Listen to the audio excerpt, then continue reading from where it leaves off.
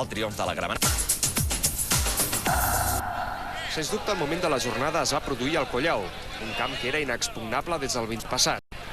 I, de fet, durant els primers minuts el domini va ser del conjunt local, que va posar a prova Javi Ruiz en diverses ocasions i que fins i tot va arribar a reclamar un penal per aquesta caiguda de Baixauli. El Sant Andreu va començar a avisar amb aquesta rematada de Jordi Martínez, que aconsegueix blocar el porter Maestro. I atenció amb aquesta jugada, pilota morta dins l'àrea que cap dels davanters de l'Alcoià aconsegueix aprofitar. Javi Ruiz, amb molta sang freda, desplaça la pilota cap a la banda esquerra i inicia el contraatac per als quatre barrats. Jordi Martínez recull la pilota al mig del camp i ràpidament la desplaça cap a la banda dreta, on hi ha Matías Irace.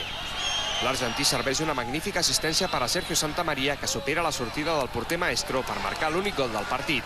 Un contraatac de manual. La segona part va ser èpica. El Sant Andreu va estar a punt de ser víctima dels habituals arbitratges parcials que fan els àrbitres murcians, en aquest cas Gómez Liarte, als camps alacantins. Cervián va ser expulsat als 63 minuts i Javi Ruiz es va lesionar als 65. Però ni Marcos Estruc, ni Garrido, ni Fran Machado van poder superar el porter Santos, que va estar inconmensurable. Suele pasar, ¿no? Cuando tienes una racha mala como la nuestra, seguramente que un partido difícil como este, como que ha sido, es el que ganas, ¿no? Entonces, pues bueno, es el fútbol y por eso es tan grande, ¿no? Amb aquesta victòria, el Sant Andreu abandona la zona de promoció, però té el descens a només un punt.